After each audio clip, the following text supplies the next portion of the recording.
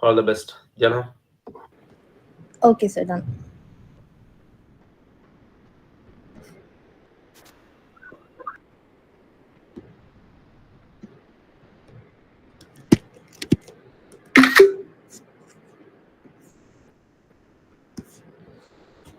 Okay, everyone, good morning. Morning. Thank you. Am I audible? Yes. Yes, Akka. Yeah, good morning to everyone who are commenting in the chat box. Thank you.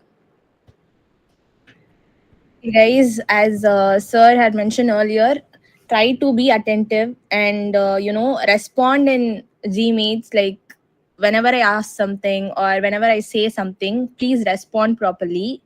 Yeah, yeah. Good morning, guys. Good morning. Yeah. So make sure you're very much active and you respond to whatever I ask, so that everything will be noted. And this the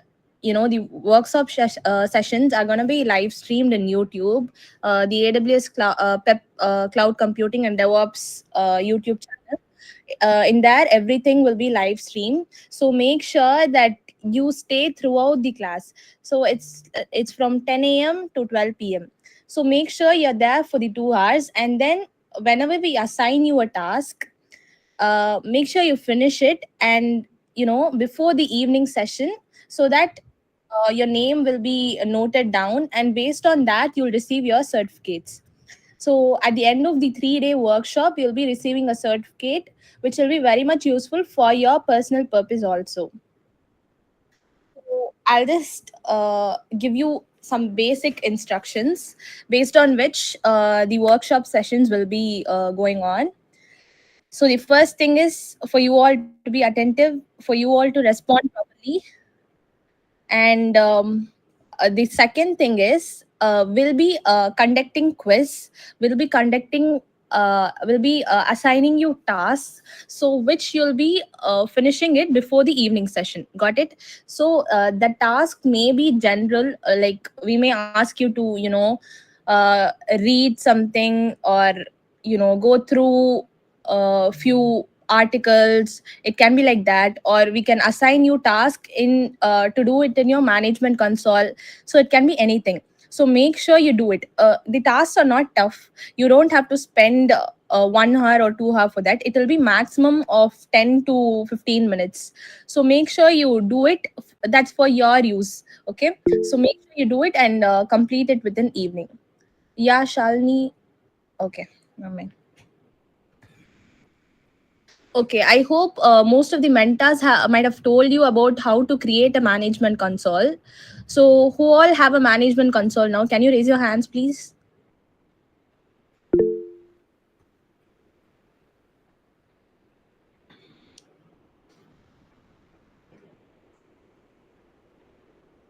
Only five of you out of 76 members have management console. Okay, who all don't have a management console? Can you raise your hands, please?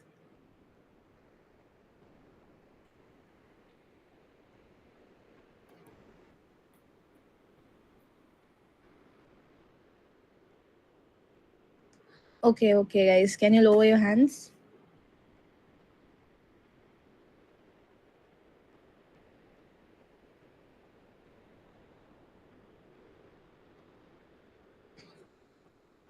Okay, guys. So I'll basically go through how to create an AWS account so that you'll understand it very much easily. I'll share the YouTube link here also, and I'll show you how to do it also. Okay.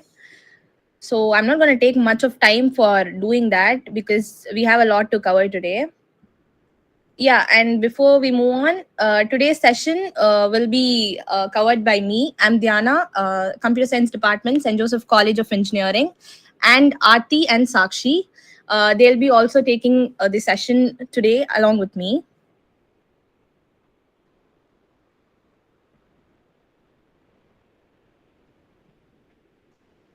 Okay, I hope my screen is visible.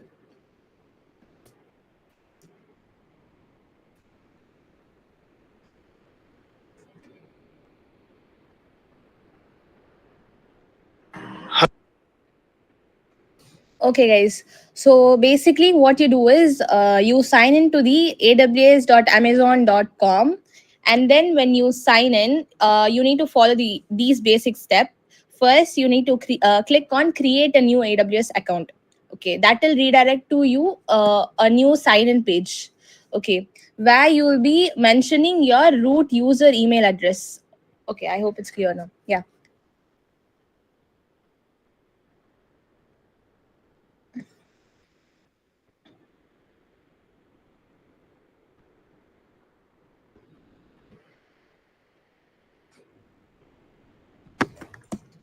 Yeah.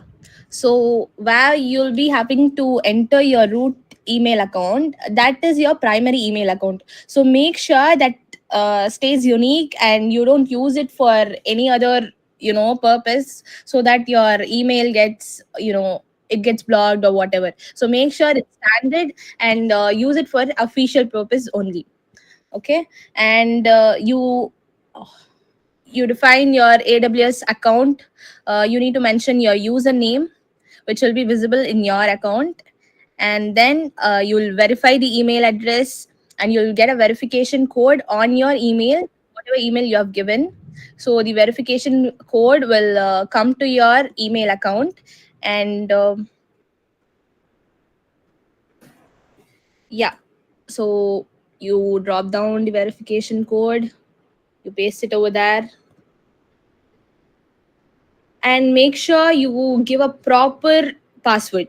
Make sure it consists of all the criteria that is required, uppercase, lowercase. Make sure it's proper, and make sure you don't share your password with anyone. And you use it for your personal, that is for your own projects. You specify your address, postal code, everything. And then you will be moving on to the billing information. So the billing information will consist of the credit card or debit card details. So, credit card, I think any credit card is acceptable.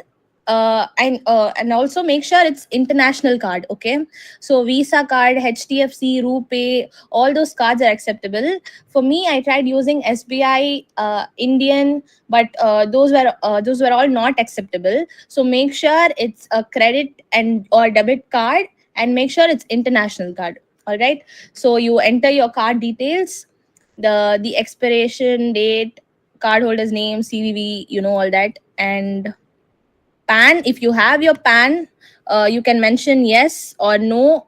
If you don't want to mention your PAN number, it's okay, you can click on no and continue.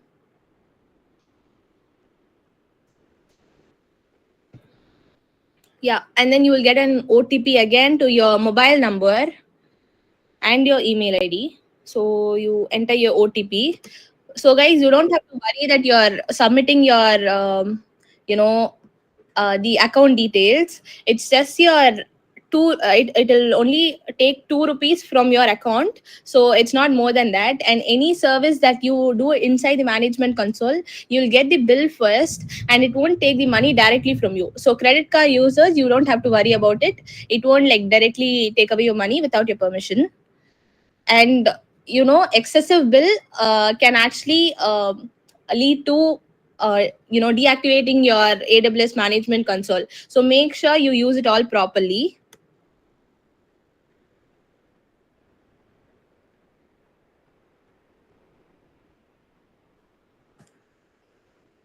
Okay, and then you specify your mobile number, and there's a security check.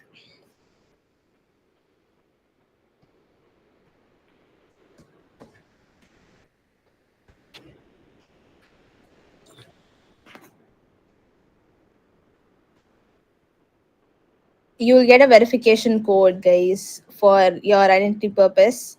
And you can just put a basic support plan, because we're just gonna use it for projects. We're gonna just use it for POCs, so basic is enough. The other support plans are for business purpose, so you don't have to worry about that. And next, it will take you to signing in to your management console, where you can sign in with your root user email address. It's not IAM user, it's root user. Aarti will guide you how to create an account using IAM user. So for now, we have created a root user. Root user is like the admin user. That is my account and not anybody. So I'll be signing in through my root user email ID. And moving on, I'll have to, enter my password. Yeah, make sure you saved somewhere so you don't have to confuse, and it will take you to the console home. Yeah, I think that's it for creating the management console. I hope it was pretty much easy to understand. I'll share the link in the chat box so that you can look into this later and create your management console. I hope everyone understood. Can you put a thumbs up?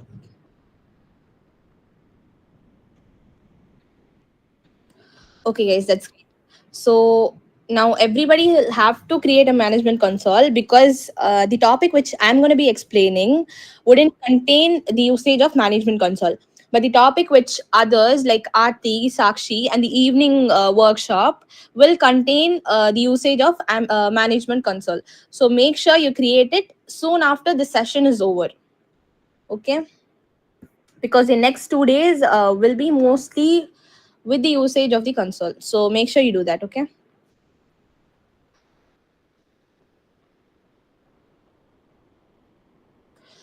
Okay, so the management console is done. Now I'll teach you how to crack the cloud practitioner exam. So I'll just go through how the PDF goes. So this is a PDF by Stephen Marek. He is known to be the godfather of AWS cloud. For all the certification, he's the one who puts his videos in Udemy and takes this along. It's like very much useful. Okay, so the AWS certified cloud practitioner by Stephen Marek is available on Udemy. It costs for about 400 or something. So you can ask your mentors if they can provide you with their personal account. If it is possible, then you can use your mentor's account, or you don't have to spend the whole amount by yourself. You can like share it with your friends, split it with your friends, and you can multiple users are allowed in Udemy. So in such a way you can like, yeah, it's also available in YouTube, guys. Okay, she'll provide you with the YouTube link. Okay, so you can look into that.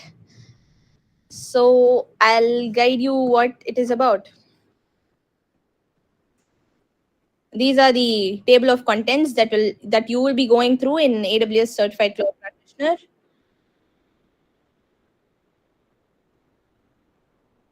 Okay.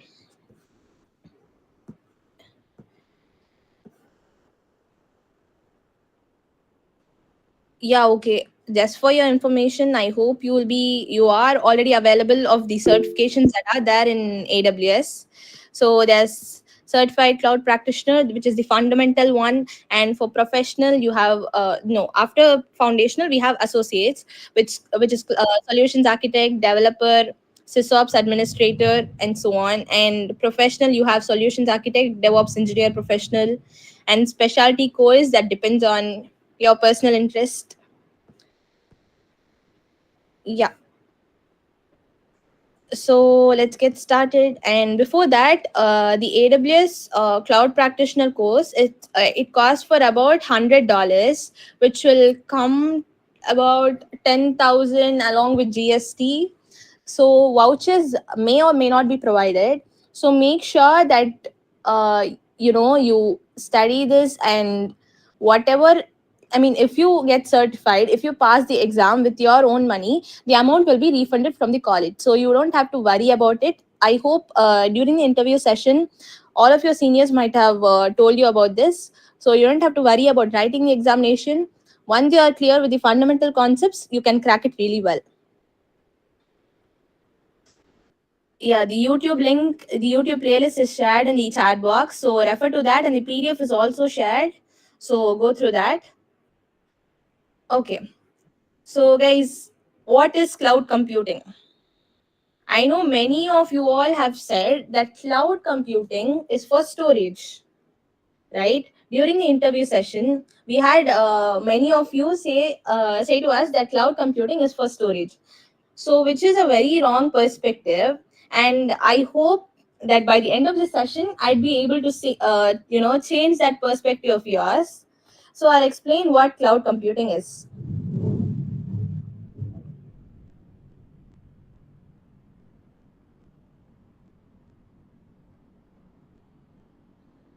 Okay, guys. So today we are delving into the exciting world of cloud computing, and it is more specifically on AWS, Amazon Web Services, which has transformed the way to business. A lot of businesses. One second, people are still joining. I need to admit them. Yeah. Okay. So you all have probably used cloud computing without even realizing it. Yeah, that's great. Someone has commented what cloud computing is. Neatal, I hope I'm right. It is a platform that allows you to compute, store, manage, and broadcast user data worldwide. Okay, that's right. Yeah, so many of you all have used cloud computing without even realizing it. So every time you send an email with Gmail, store files in Google Drive, or watch something in Netflix, which we all do. I know that, and there you use your cloud computing. Yeah, cloud computing is basically for renting computing power and storage online instead of owning physical hardware. So it's like consider two houses. One is something which we build, which we build the infrastructure, the architecture, the interior, the exterior. We do all of that, and something else which is only for the purpose of renting. I can only rent that house, and all the infrastructure is already provided. So that is something that cloud does for us. All right.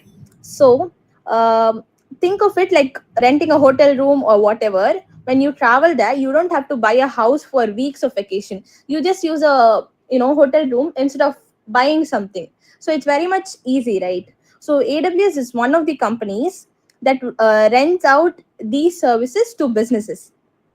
It lets them access everything from storage, processing power without needing their own data centers.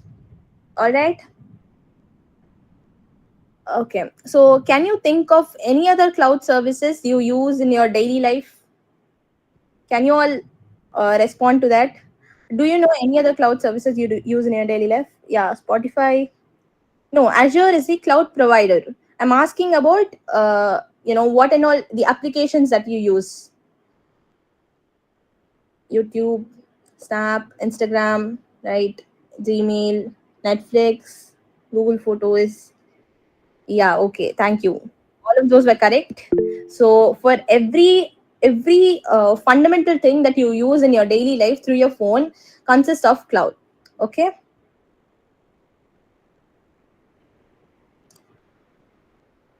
Yeah, AWS provides these service, meaning when you visit a website hosted on AWS, you're basically asking one of the servers to send you the web page.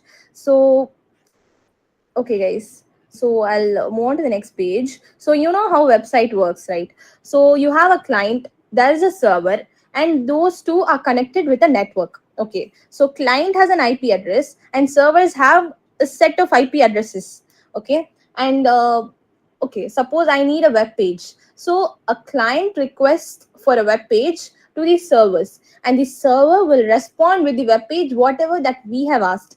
So that is how it works. It's like a give and take policy between the client and a server. Think about when you open a website like Amazon.com. It's hosted on AWS. So when you click around, you're actually sending and receiving data from AWS service.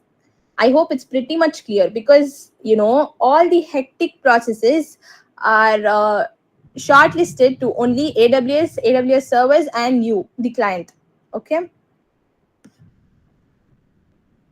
Yeah, it's a very good example that has been given here. It's just like when you're sending a post mail. Okay, next we'll talk about what is a server composed of. Now, what's a server made of? Well, it's just a fancy computer. Okay, server is just a fancy computer but with supercharged hardware. So it consists of compute, So compute means that is the brain that does the thinking and processing. And we have memory. Think of it like a short term memory. It holds data that the server needs for quick access. So compute is the one that does the thinking and processing, and memory is the one that holds data for the processing. All right. Next is the storage. So storage here is the hardware. Okay, this is a long term storage. There the memory is the short term storage, and here the storage is a long term storage where all the data lives permanently. Okay. And then we have database to store data in a structured way. And we have network. So network is the server's way of communicating with other devices. So it's like a server to server, it's like a device to device. So just like your phone or laptop connects to Wi-Fi. So network is very much simple and vast. Okay. When a company uses AWS, they're not just buying and managing these servers themselves. They're renting all this hardware from AWS. I hope it's very much clear. So yeah. So this is just about the network. What does the network consist of? And the router. What is the router? The switch. I know most of the computer science department student will be learning in computer networks here. So I suggest you all to get strong with the networking fundamentals, which will be very much useful for for the upcoming tech updates that you'll be doing for yourself. Okay.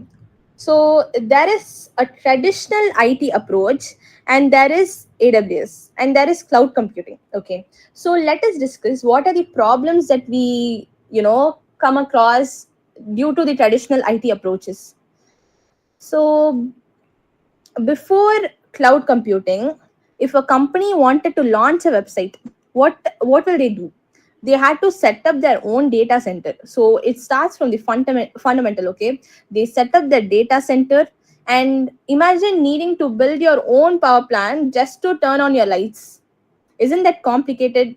It sounds like a hassle, right? So traditional IT was expensive, and also it was very slow. And companies had to buy hardware, find space, hire people to maintain it 24 by 7. So it's like a very, complicated task. But with AWS, you don't have to worry about all of that. You can rent exactly what you need and how much ever you need. No more buying physical hardware or waiting for it to arrive. You just click a button and it's there. So that's cloud computing. Yeah. So as the points listed here, it's like pay for the rent for the data center. You buy a data center or you rent a data center, it's complicated. Pay for power supply, cooling, maintenance. And adding or and replacing hardware takes time. So hardware is itself complicated, and if it's damaged or if you don't have sufficient hardware, you need to add them or replace them. So it takes a lot of time, and scaling is limited. In AWS you can do unlimited scaling, and you can take unlimited resources. But in a hardware traditional IT approach, scaling is just limited for how much ever you have like bought. And you need to hire 24 hire team who are going to stay like 24 by 7 to monitor the infrastructure. And you don't even have to question. We know earthquakes, we know power shutdown, we know fire problems, and we know cyclones, we know rains. So during all those disasters, how does the traditional IT stay at top? It doesn't. Okay. So with all of these, we can externalize all these by cloud computing. Okay. So let's break down why the old way of doing IT wasn't ideal. First, companies had to buy for space to store their service, either in an office or rent expensive data centers. They also had to handle power, cooling, maintenance, and imagine keeping a room full of servers cool 24 by 7. It's a huge expense. And what if there's a power outage or disaster? Even now, we have power cuts here and there. So, not only do you lose your hardware, but your business could go offline. Yeah, with AWS you don't have to deal with any of this. You just rent resources from their data centers, and AWS handles everything from power to disaster recovery. Next, we'll move on to what is cloud computing. So let's get back to what cloud computing really is. It's on demand IT resources. We just saw what IT resources does, but cloud computing is on demand IT resources, meaning you get exactly what you need when you need it. Okay. So whenever, it's like your own comfort, it's like your own sophisticated environment. Whenever you need it and whatever you need, you buy the on demand IT resources. No more buying hardware you may not use all the time. Okay, think of it like a Netflix subscription. Okay, you don't own all the movies on Netflix, right? But you can access them whenever you want. So you can watch any movie at any time that you want without any restrictions, but you don't own those movies. Okay, so cloud computing is like that. You can access computing power and storage as needed, and you only pay for what you use. It's like the Netflix subscription. Okay, if a company's website uh, yeah, if a company's website suddenly gets a tons of traffic, they can quickly scale up their servers on AWS to handle it and then scale back down once the traffic drops. This usually happens during the big billion sale, uh, the Amazon sale, the Flipkart sale, everywhere. So, when the sale happens, all the customers, try to buy their desired products. And during that time, the traffic goes really high. So, what do we actually need during that time? We need multiple instances and something that can balance all the loads. For that, AWS is like very much useful. So during the traffic, when the traffic goes up, we can scale up in AWS, and once the traffic is gone, you can scale down. So it's totally up to you. But in traditional IT resources, we just saw that it's static. So we can't scale up or we can't scale down. The number of resources or the number of things are just static. You can't do it on how you desire it to be.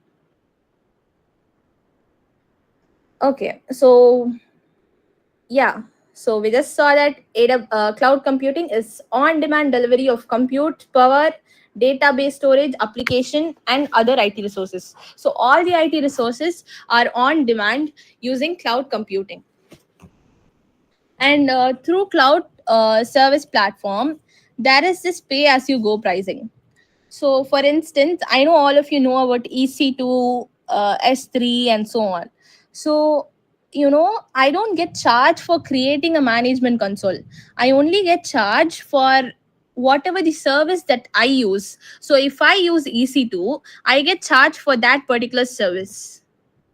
One second, I just saw someone ask it out. What does it exactly mean to scale up and scale down technically? Okay, so there's this EC2 instance. We all know that, right? So whenever there is a load, when there is a traffic, the EC2 instances increase when there is heavy traffic, and when there is no traffic, the EC2 instance decrease. So this will be covered in the evening session, guys. It will be covered by Soundarya in the evening session. She'll explain you clearly what is EC2 and how does the scale up, scale down happen.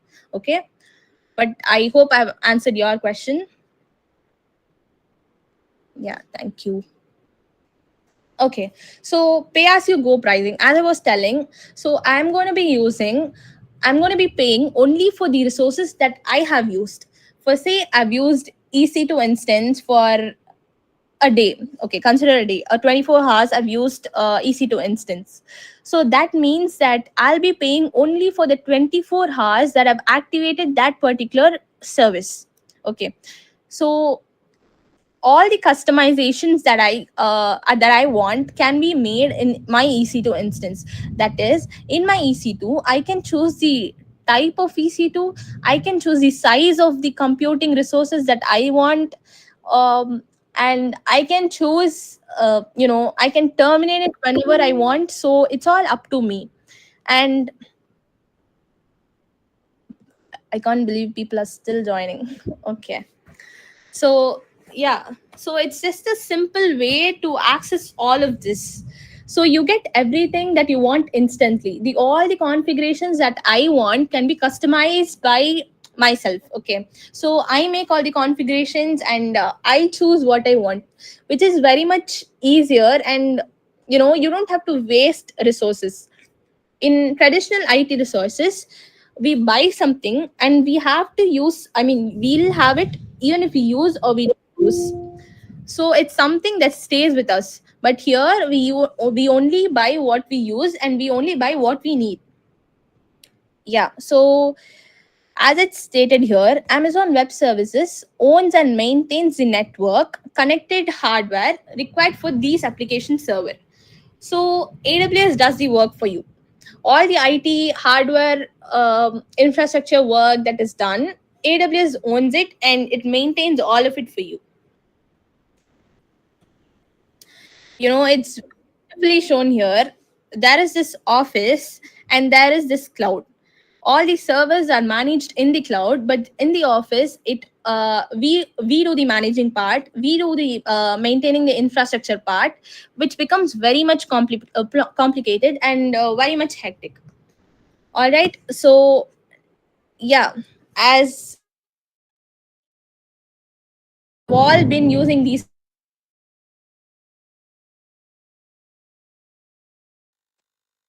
so one great thing is that Netflix is completely built on AWS and it is deployed on AWS.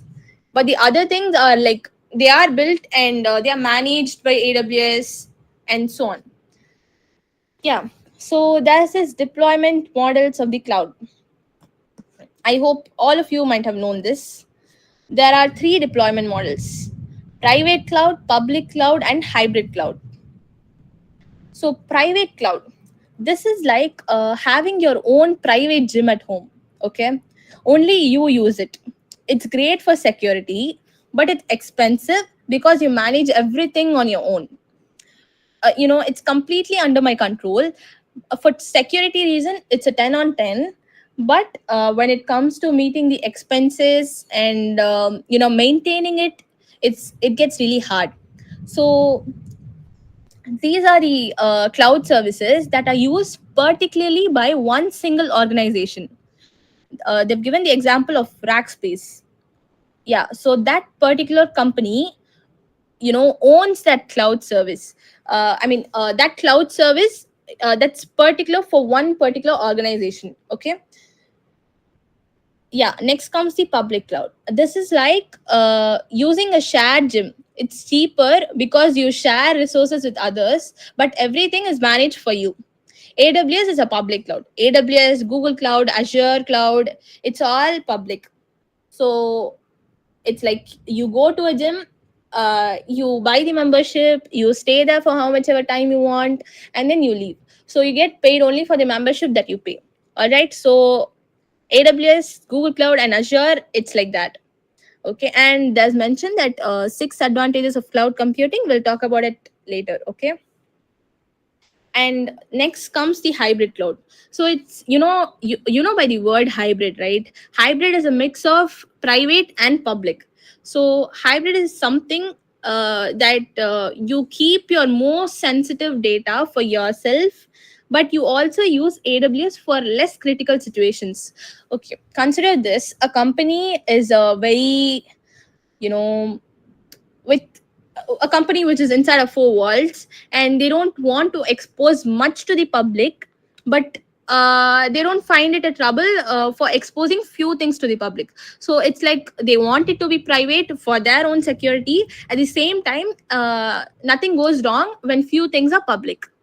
Okay, so it's like that. For less critical situation, we use AWS or other services or the service.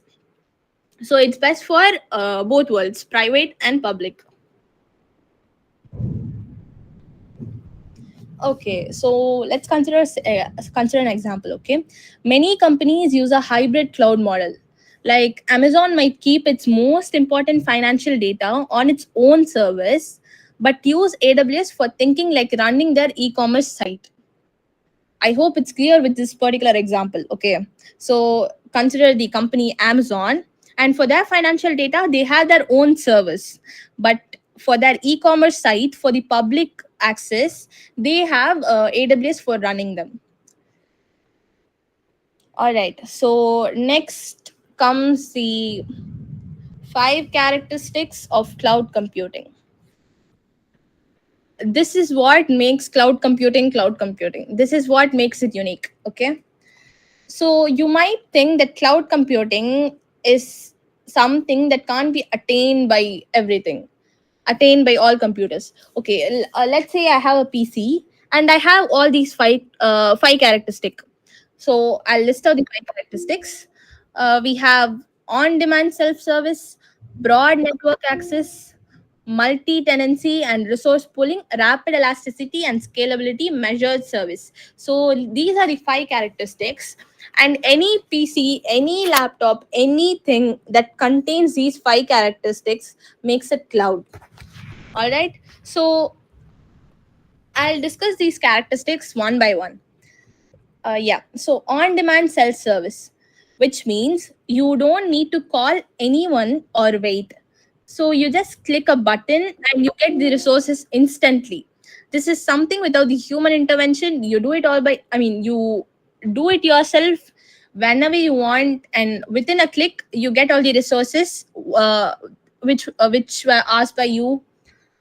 Yeah, so it goes like that, so you don't have to wait for anyone in on demand self service. Next is the broad network access.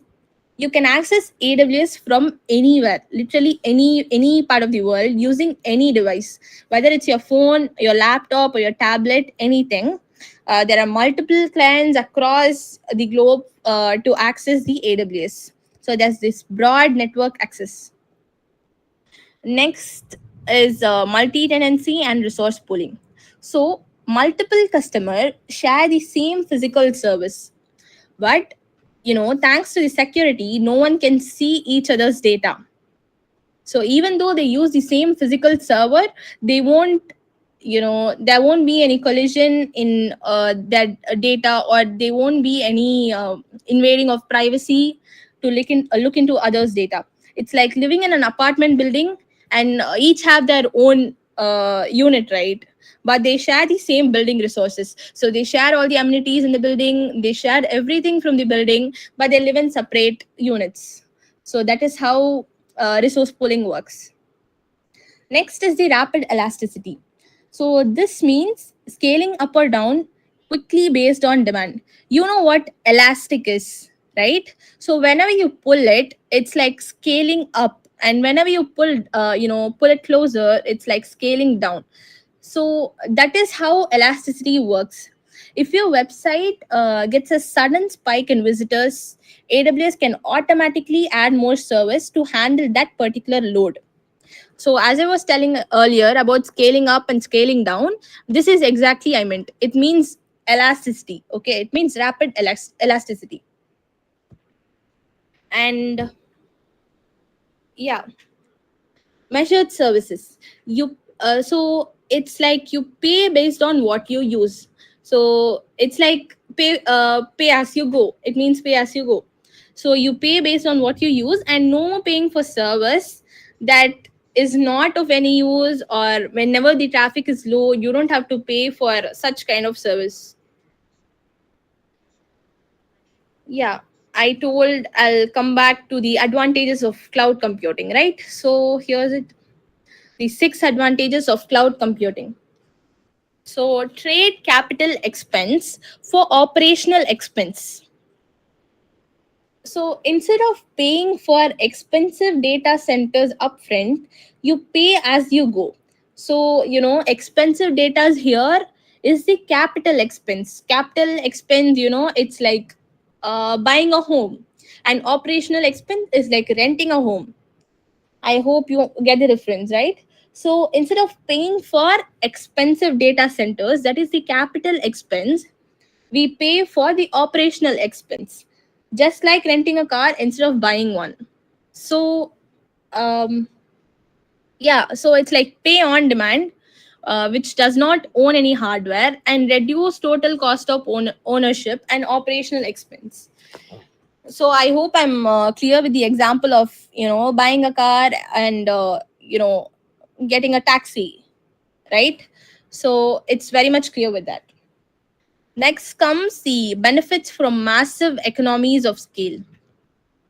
So yeah, so AWS serves millions of customers. Okay, so they can offer cheaper rates because they buy in bulk. So there's this thing called the wholesale market, right?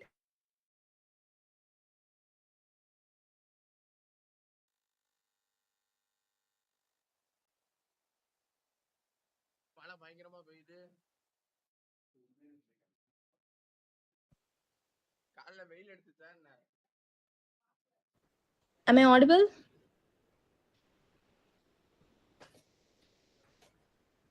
Yeah, okay, thank you. Power cuts in Chennai. Can't help. Okay. So next we have, yeah, I was talking about massive economies of scale, right? So we have millions of customers who use AWS. So when when it's in bulk, they buy it cheap, and when they sell it to us, it's like they offer more cheaper rates. Okay, so it's like buying something in bulk from a particular shop, and it's cheaper than buying a single product. So if I buy 10 pens for 50 rupees and one pen costs for 10 rupees, so which one is a better option? 10 pens for 50 or one pen for 10 rupees? Obviously, everyone's going to prefer the 10 pens for 50 rupees. Even like they buy it and they sell it according to the customers. Okay. Next is stop guessing the capacity. In traditional IT resources, we have a specified capacity. We have a specified, there's a specified storage for the traditional IT resources. But here, it's like with traditional IT, you'd have to guess how much server power you'll need. But with AWS, you just need to scale as needed. So it's wholly dependent on the capacity. It's only dependent on the traffic that's incoming. Okay. Next is speed and agility. So you can deploy new apps and services quickly without waiting for weeks to buy hardware.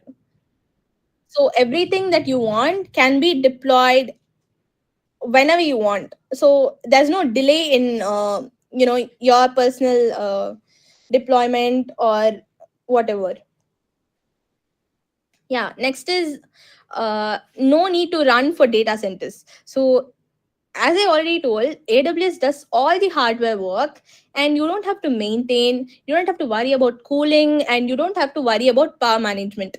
So stop spending money running and maintaining data centers. So that's the fifth advantage of cloud computing. And global reach in minutes. Can you even imagine this? Imagine wanting to launch your app in Japan, Brazil, and Australia at the same time. It sounds complicated, but AWS has data centers in those regions, so you can go global with few clicks. Okay, so which is exactly what go global in minutes mean. You'll understand that better when I talk about AWS global infrastructure. Okay, so next comes the problems that have been solved by the cloud. We have not stepped into AWS yet. It's just the problems that have been solved by the cloud, not the AWS cloud. Okay. So what do they do actually? So cloud computing solves so many problems that company faces. Okay. So the companies faces multiple problems like flexibility, cost, scalability, fault tolerance. So if your website is growing fast and AWS lets you easily add more servers, if traffic drops, you scale back down, right? So you're not overpaying for resources that you don't need. So you just pay for what you use and for like whenever you need it, right? So flexibility is like change resource types when you need it. Okay, so consider okay, I'll just explain this in a bit. Consider the EC2 instance. Okay, we have a specific EC2 instance size. There's T2.micro, T2.large, so the sizes vary. All right, so depending upon my traffic load, depending upon um, the application that I want, I can modify my resource type, I can modify my resource size. So that's exactly flexibility. And next is the cost effectiveness. We have already talked about it a multiple of times, which is the pay as you go pricing, and pay for whatever you use and whenever you use it. Next is scalability. The same thing that I was telling earlier, it's scaling up, scaling down. Elasticity is the same. Scalability is like managing the workloads by elasticity. Next is high availability and fault tolerant. So okay, I'll explain you what high availability is. Consider uh, consider the globe. Okay, so we are all from India, and I want my website or my application to be deployed in Japan or US, whatever. So how does it make my application highly available? How does it make every user to use my application with high availability? It's just like deploying your application in multiple zones makes it highly available for the users that are residing nearby that particular zone. Okay, so next is the agility. It's the fast deployment of your software applications. Next we'll talk about types of cloud computing. So these three are very important, so make sure you listen to it properly. So we have three types. Okay, infrastructure as a service, platform as a service, software as a service.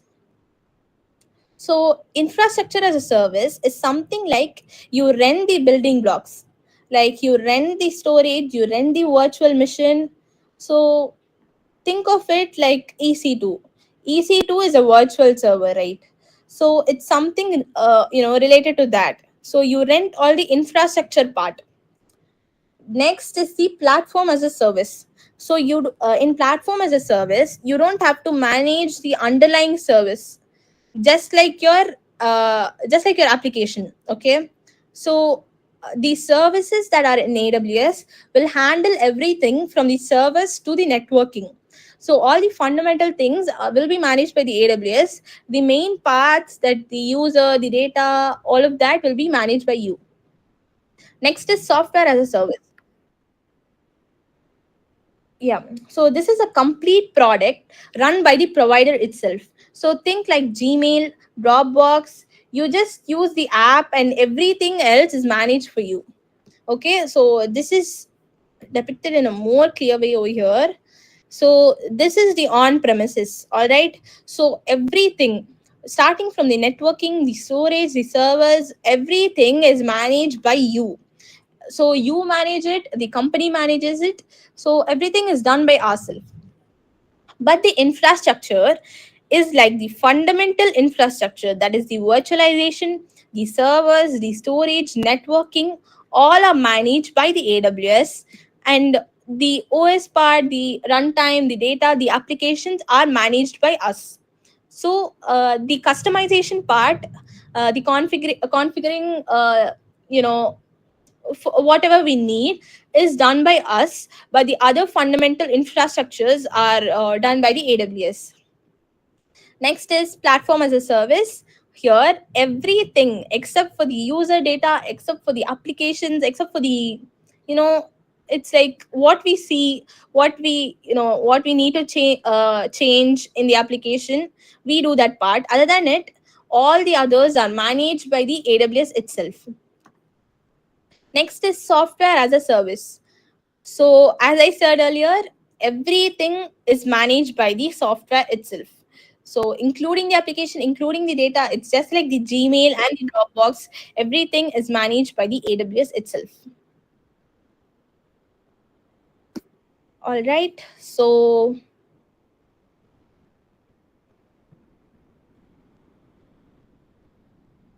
Yeah, just a minute, guys.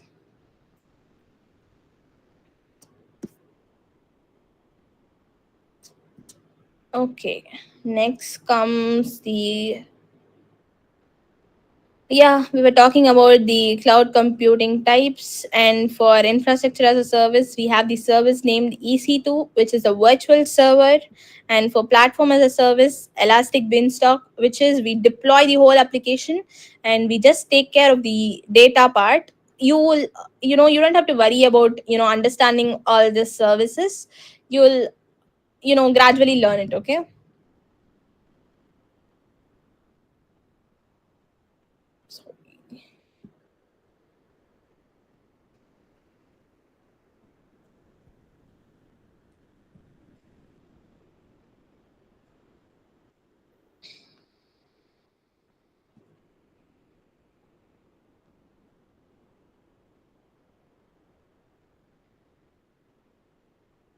Okay, so yeah, and next is the pricing of the cloud, which is, we were talking about pay as you go pricing, which consists of compute, storage, and data transfer. So compute is the time you use that particular service, the time for which you need that particular service or resource. So you pay for that particular compute time. And next is the storage. So consider S3. We all know S3, right? Simple storage service. So we only pay for how much ever data that we have stored in S3. So the other, in IT resources, we have a lot of data and we pay for the whole data. Even though we use it or not, we completely pay for the data. But here it's not like that. We only pay for the data that we store inside that cloud. And data transfer inside the cloud is very much free, and data transfer out of the cloud, like I want to transfer data out of the cloud to on prem or whatever, it costs. Okay, but inside the data is free. Yeah, next, just go through this. It's just the history of AWS cloud. It was launched in 2002, and then upgraded from 2003, 4, 6, 7, and all the companies like Netflix, NASA, Airbnb, they all use AWS cloud. Okay, I'm just gonna skip this, guys. I'm running short of time. Yeah, I'll skip this one also. Yeah, here's the main part. So it's AWS global infrastructure. As I was telling before, that I'll talk about global infrastructure later. So here's it.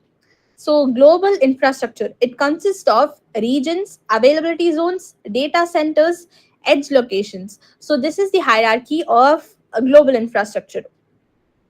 First, so AWS has data centers in regions. Okay, so regions are all around the world.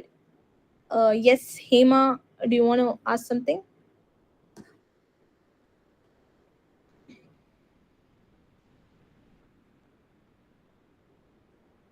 Okay. So AWS has regions all around the world, and each region has multiple availability zone. A region can have minimum of 3 availability zones and maximum of 6 availability zones. Okay, this means AWS services are closer to your users no matter where they are. So this is what I meant by availability. So wherever they are across the globe, they'll be accessible. Like wherever the user is, they will be surrounded by the regions, they will be surrounded by the nearest availability zone, data centers, so on. Yeah, so here's AWS regions. AWS regions are all around the world, and the main part is AWS regions are cluster of data centers. So regions are this. So we have Northern Virginia, California, Hong Kong, Mumbai, Seoul, Singapore, Sydney, so on. So it's represented as US East 1, US West 1, like that. Okay. So this is AWS regions, and you can go through this. The PDF is shared, right? So that is very much easy to understand, so you can go through this. And next is the AWS availability zones. As I said, usually it's 3, and minimum of 3 and maximum of 6. each region will have three availability zones, which is you know the average number of availability zones. So earlier there was US East 1. So here US AP Southeast 2A, 2B, 2C. This signifies the availability zones. So each availability zone will have data centers with whatever power you need, networking, connectivity, and so on. So each availability zone. So consider this. Okay, let's say this is India. Okay, inside India, consider this is in Delhi. Consider this is Gujarat. Consider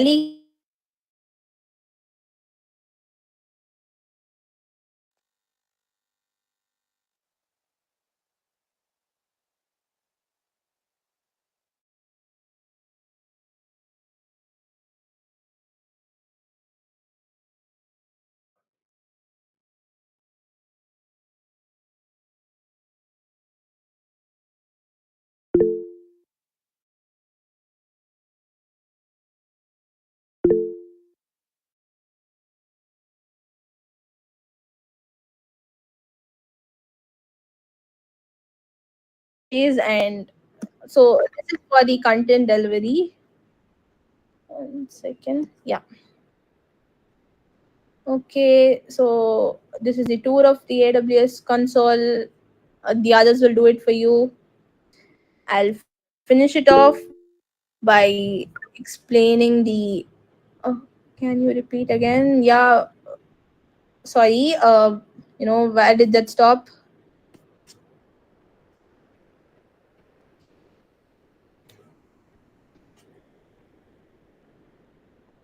From the availability zone. Okay, clear.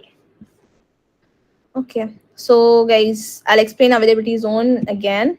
So consider a region. Okay, a region is like US East 1. In that particular region, there are minimum of 3 availability zones and maximum of 6 availability zones. So here it's like AP Southeast 2A, AP Southeast 2B, AP Southeast 2C. So 2A, 2B, 2C signifies it actually defines the availability zones. It's like A, B, C is the number of availability zones. So it means 3 availability zones are present in that particular region. Okay. So as I was explaining earlier, so consider this example. Consider this is Delhi, this as Gujarat, and this as Andhra Pradesh. So these availability zones are separated from each other in order to, have a recovery or have a backup during the disaster. So consider there are heavy floods in Delhi. So we are backing it up in Gujarat and we are backing it up in Andhra Pradesh. So when the availability zone in Delhi is lost, we have other two for the rescue. So availability zone works like that. So they are separated from each other uh, in order to have a backup during disasters, and they are connected with very high bandwidth, and there's no latency. I mean, there's a very low latency in the networking. Yeah, next is the shared responsibility model. So, what does the customer take care of, and what does the AWS take care of? So, AWS is responsible for the security of the cloud. So, whatever the service is used or whatever the underlying infrastructure, the AWS is responsible for the security of the cloud. The underlying structure is the responsibility of the AWS. But the security in the cloud is the responsibility of the customer. So the encryption, the networks inside, the configuration that we make, the access that we give to other users, all of those are our responsibilities. So that is the difference between the customer responsibility and the AWS responsibility. So remember this: security in the cloud is for customer, security of the cloud it is for AWS. Yeah, guys, so I think I'm done. I guess Aati can continue. Well, I had an quiz part for you, but it's already 11:13. If you want, I can conduct that for you. It depends. If you want the quiz right now, please raise your hands, or if you can conduct it later at the end of the session, we can conduct it then.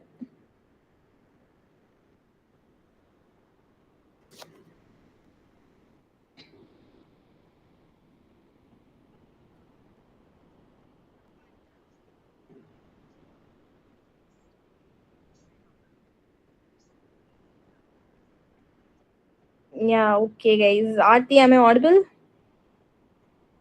Yes, yes. I think you can go ahead with the quiz. Yeah, okay now. Okay, guys, I'll just show the questions and you can answer it over here. You can unmute yourself. You can answer it however you want. It's up to you, okay? Guys, also remember that this session is recorded, and the most active participant, the people who are like till the end of the session are going to be noted. So make sure you stay active and you respond well, okay?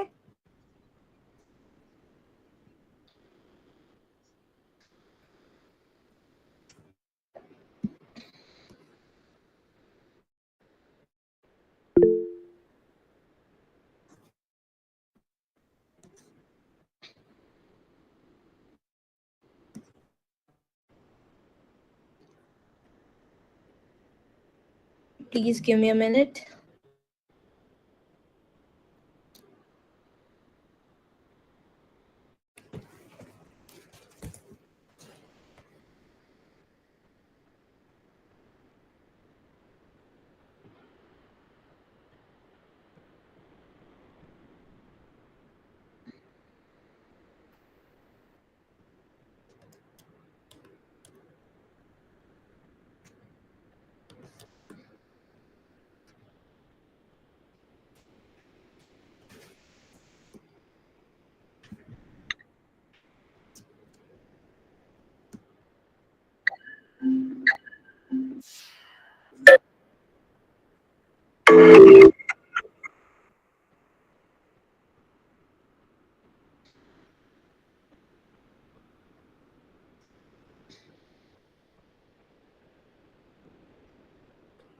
Guys, can you see my screen?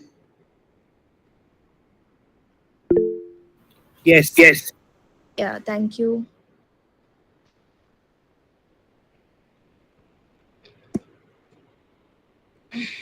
Okay, guys. I think you can answer the first question. What does AWS stand for? Amazon Web Service. Amazon Web Service. Amazon Web Services. Service. I know that was Amazon an Web easy Service. question. Okay. Amazon Web Service. Okay, guys. Thank you. Just a minute. I'm finding some error with this.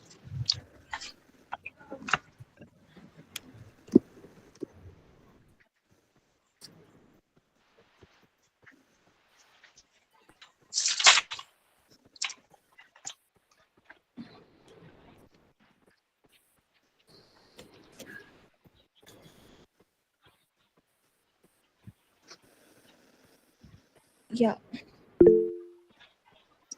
Okay. What's the question? Yeah. Amazon Web Services. Right? Yes. That's the right answer. Okay, so what is a data center in the context of AWS? A physical location where AWS stores and processes data, AWS support team, type of AWS storage, a virtual server created in AWS. Virtual Uh, server. Virtual server created in AWS. Virtual server created in Physical AWS. A location what virtual server where virtual server? created in AWS. AWS. Virtual server created in AWS. I heard a right answer in between of the virtual servers, so we'll see the right answer. Physical location. Yeah, it's right. The physical location. All right, so it's not a virtual server. Virtual server is the EC2. So, what are the two Public hybrid. Private Sorry? hybrid. Public, private, Public Public private. private hybrid. Hybrid. Public private and hybrid. Public Public private private and hybrid. hybrid. Public private hybrid. Okay. Well, I think that was a tricky question for you, but the types of cloud computing, Option A. yeah, it's infrastructure as a service, platform as a service, and software as a service.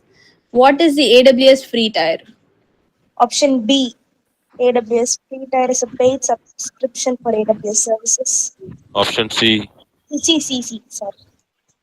C, provides free access to limited set of AWS services for 12 months. Is that right?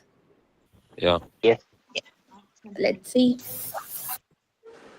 That's right. Okay. What is shared responsibility in AWS? I was just talking about it now, so I hope you guys get it right. Option D. Option D. Option B. Option D. B. Option B. D. B. Option B. Option D. Okay, in AWS, the shared responsibility model divides security responsibility between AWS and the customer. As I said, security of the cloud and security in the cloud, In the right? cloud. So, option D is the right answer. So, what is the primary purpose of AWS regions?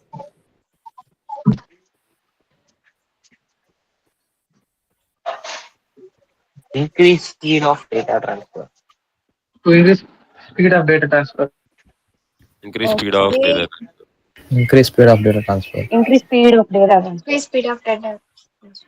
Option Increase D. speed of data. I see few B's, I see few, I mean, a lot of C's. Ensure all resources are stored. To ensure Option all. no, option B. Option B. Option The B. primary purpose of AWS region is provide Yes, geographical. few of you got it right. So it's option Yeah. B.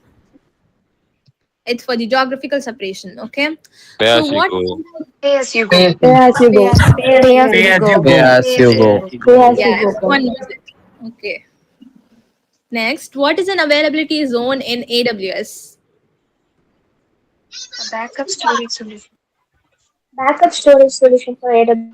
Backup storage. Option Backup I think you storage. can reconsider your option. Option D. Option D. Okay. D. Option D. Distinct Option location D. with Option same D. Option D. AWS. Option D. Okay. What happened to backup storage solution for Option AWS? C. Option C. It can be included in fault tolerance too. That's right. It's mainly designed for high availability and fault tolerance. Okay. What does the term elasticity refer to it? Cloud computing. Option A. Option B. Elasticity in Option cloud. A. Option A. Option Elasticity A. in Option Option A. Okay, guys. A. What is the primary advantage of using cloud services? Option A. Option A. Flexible and Flexible and reliable. scalable. Option A. Okay, flexible and scalable resources. That's right. Which of the following is an example of cloud computing in daily life? Option C. Accessibility. Accessing an email, Accessing an services, email. email. Accessing an email and Accessing an services. email. Option D. C. C. That's right. Option C. That's right. That's right. Okay, next question. Which of the following is a key benefit of cloud computing? Scalability. Scalability. Scalability. Scalability. Scalability. Okay, last question. What is the main advantage of using multiple availability zones? Increase Increase fault fault tolerance. tolerance and Increase availability. fault Increase fault tolerance and tolerance. reduce the latency in data access. Option C. Increase fault tolerance and availability. Okay, let's see. I heard one member say the D option, but availability zone only mostly refers to the availability in across the globe. Okay, so I hope this was fun, and yeah, do you have any questions, or can we like pass on to the next session? Pass on. Yeah, okay. Okay, guys, thank you. I think Aati can take over. Thank you. Thank you for making it very Thank you. interactive. Thank you. Thank Yeah, you. the slides are already shared. I'll, Thank you. I'll send it at the end of the session again. Thank you. Thank you so much, guys. Thank Thank you. you. Thank you. Aati, I think you can take over. Okay, Diana. Am I audible? Just a minute. I think Kirtika, I'll send it again at the end of the session. Okay, I'll send all the, the PDF, the YouTube link. I'll send all of it at the end of the session. Thank you.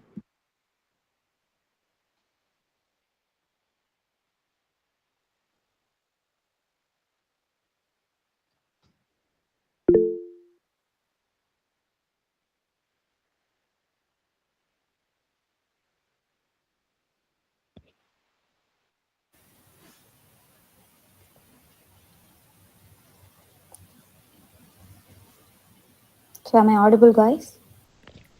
Yes, Akka. Yes. Okay, so I think you have a Yes. proper knowledge Yes. and basics of AWS cloud concept, right?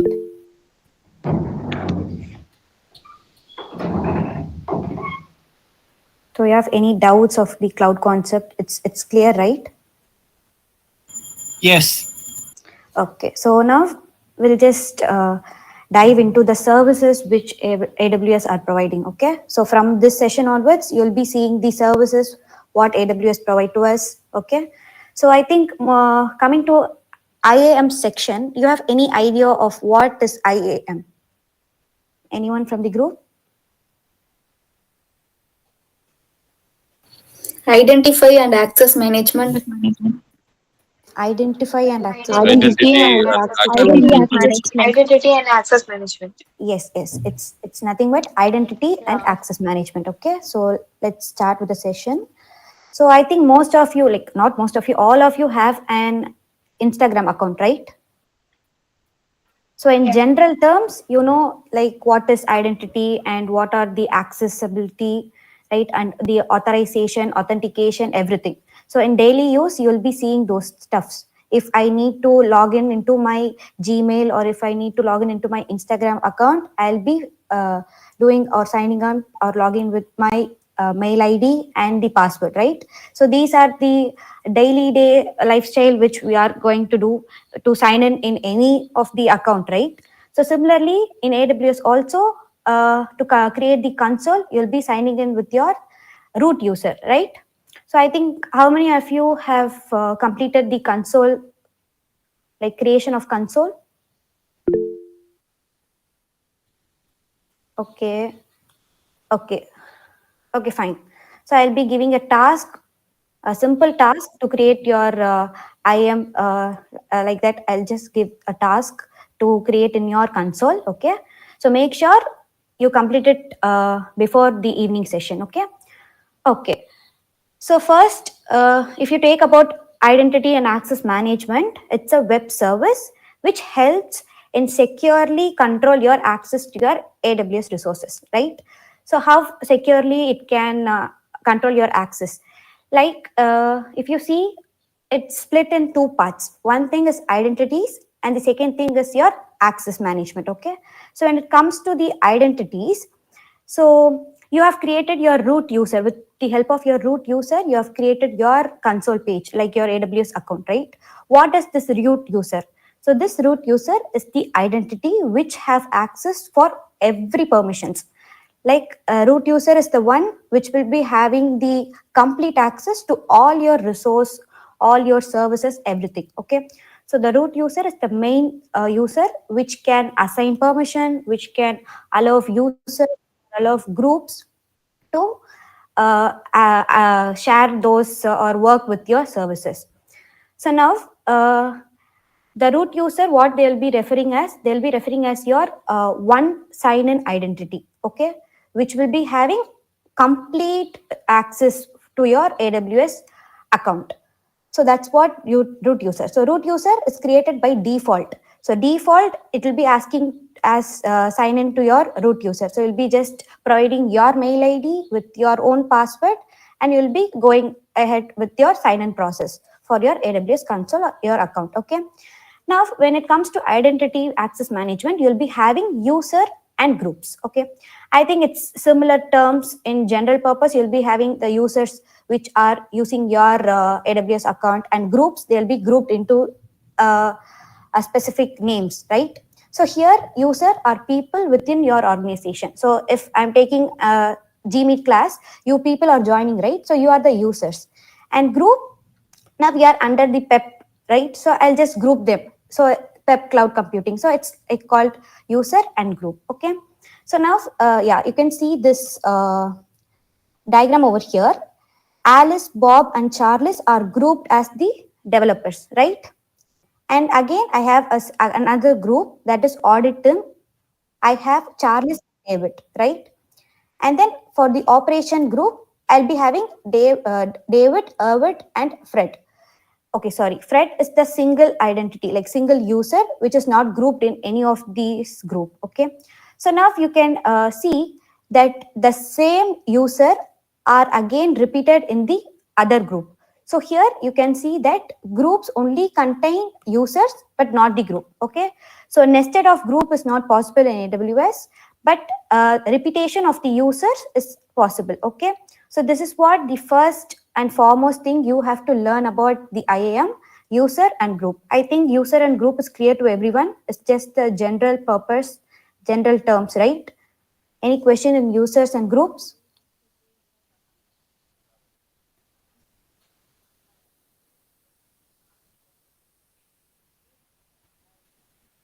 Okay, Shivakumar. Okay. Okay. Okay. So now we'll move on to the permissions. So if some user needed my account or some group, like if you take for example, organization have groups. So here I have mentioned group like developers. So developers need access to my account or to the business or like organization's account to do their jobs, right? So for that we have to assign permission to them, right? So how does these permission are assigned? They'll be assigning using JSON document. Make note of it. In IAM permission, user or groups can be assigned permission with the help of JSON document. So these permissions, like the JSON documents, are called policies. Okay. Can we create multiple IAM user per physical person? Like if you sign into your root user, you'll be having your IAM ID. So like only one unique IAM ID is accessible.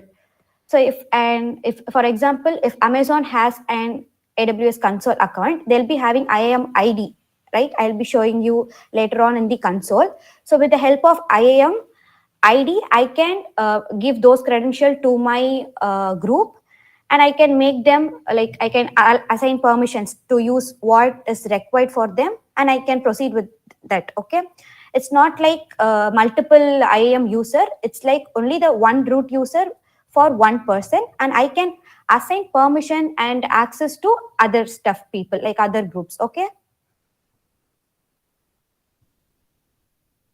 Okay. So permissions. So keep in mind, like IAM permission are nothing but policies. So policies like the permission are assigned using JSON document. Okay. So in the right hand side, you can see the template or the format of JSON document. It's not mandatory to learn, but just know how it works. Like first, you'll be having your version and the statement. Like yeah. So here you can see the effect. Like I'll be allowing the user or some group to to access my EC2. Like they can create one EC2 or they can proceed stuffs in EC2. So I'll just allow. And the resource star is nothing but for everything, like all. It define as all. Okay. So this is how you create your JSON document. Like it's called policies, and you'll assign permissions to your user or groups. Okay. So if I Denny effect, so in the effect, if I give Denny, so no user or no group can use those elastic load balancing, like this action. They can't do this action in their, in my or in the organization's account. Okay. So this is how JSON document looks like, and this is what we call policies. So these policies define permissions of the users. Yeah, already I've mentioned. Now, yeah, this is the one thing I think you have to make note of it. In the IAM permission, you just need to apply the least privilege principle. What is the least privilege principle? You just need to allocate or allow for user or group like what they need to use. That you should not go. So you just want to assign only the least privilege. So like you just give permission if a group is needed permission for access EC2, you just need to describe for only EC2, not for elastic load balance or other any services. Okay, so that's what the least privilege principle defines. Okay, don't give more permission than the user need. Okay, so this is what about IAM permissions. So far we have covered what is user and what is group, and make sure you have an clarity about what is root user. So root user have overall access, like overall control to your AWS account. Okay, by using root user only, you can sign in into your IAM user. Okay, and yeah, IAM permission, it's nothing but you'll be assigning by JSON document called policies. So these policies is nothing but you'll be having, like, you'll be scripting stuffs like this, and you'll just give least privilege principle to your users or your group. I think it's clear. IAM permission is clear. Can you give me thumbs up if you are clear with it? Okay. Okay. Okay, now we'll just move on to the IAM policy inheritance. So now I already mentioned user groups and everything, right? So developers is one of the group, audit team is one of the group, and operation is one of the group. And here a user is separated from the group, right? So now I'll assign policies to each and every group, right? So these policies are JSON document. I'll be assigning one policy to the developer group, so that these policies also assigned to the users. Similarly, audit team, similarly operation, similarly the single user, right? What is IAM roles? Yeah, like IAM roles, I'll just cover like so on. I'm just saying about the IAM user. I'll just cover the IAM roles also. Okay.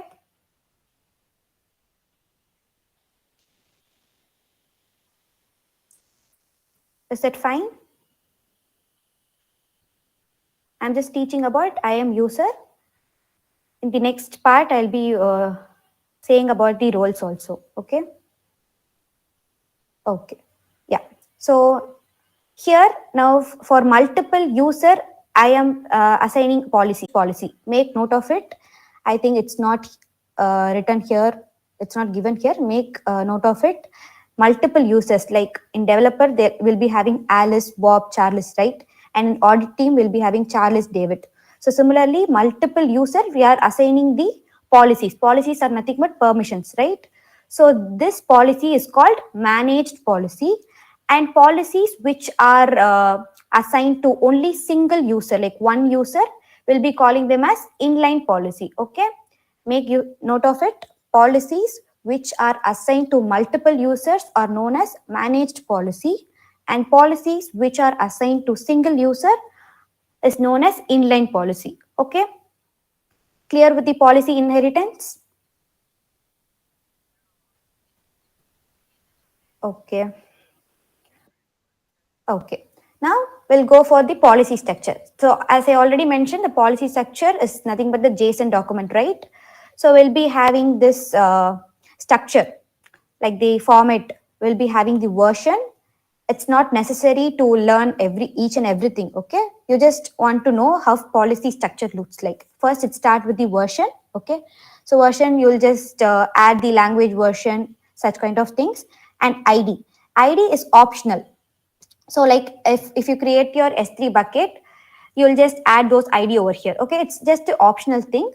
And the statement, so statement are nothing but one or more individual statement you'll be adding. Like in the statement only, you'll be having the effect and the principal action, what the user need to do, what access does the user have. Okay, you'll be assigning those stuffs.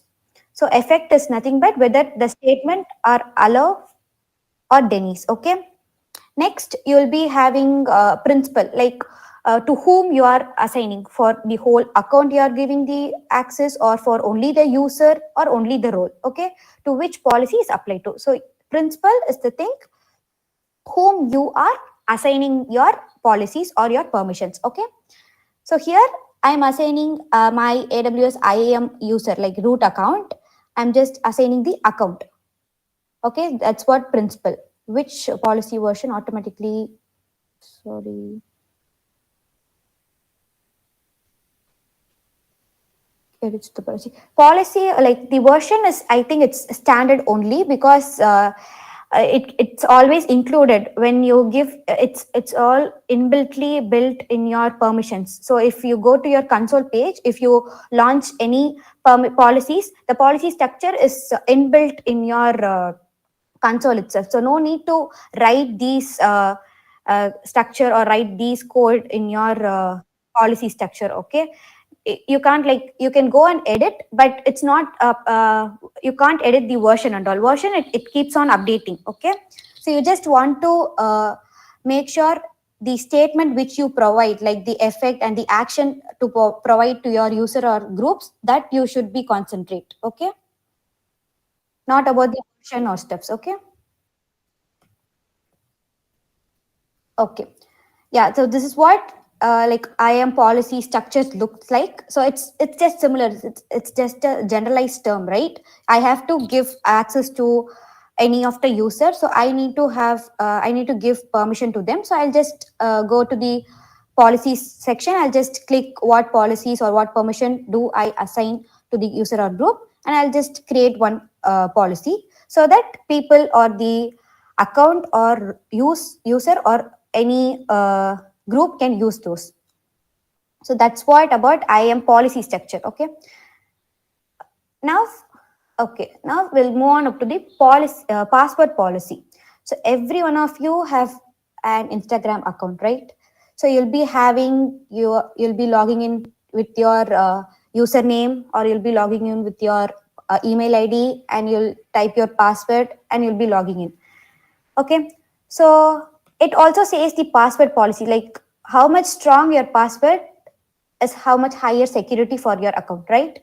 And we have the policy, like you have to set up the minimum length, like 6 to 18 characteristic length it should be required, and the specific character, like you have to include the uppercase, lowercase, and then the special symbols, everything, right? So these are the general terms how to set the policy. Okay, and you have to allow all IAM user to change their own policies. So root user, you will be having those credentials. If I sign into my console, you will be creating your own root user mail ID with your password, right? So that's the one which has all access. So for IAM user, they can change their own password as they want. Okay, so we have to allow all the IAM user to change their own passwords. Then we have to require users to change their password also. Like for after some time, if you set up any password expiration date, so after the expiration, you can create your own password and you can go ahead with that password. So it's for the security purpose. Like keep on changing your password can lead to a higher security. Okay, and you have to prevent your password reuse. So you should not you should not use the same password. So you just make slight change of your passwords. This is what password policy. I think you are aware of how to set your password and stuffs, right? So is that okay? Can I go ahead with other sessions? Okay. Yeah. Now, I think you all have aware of multi-factor authenticator. As I already mentioned, if you want your Instagram account to more secure, you'll be having two-factor authenticator, right? You all heard about two-factor authenticator?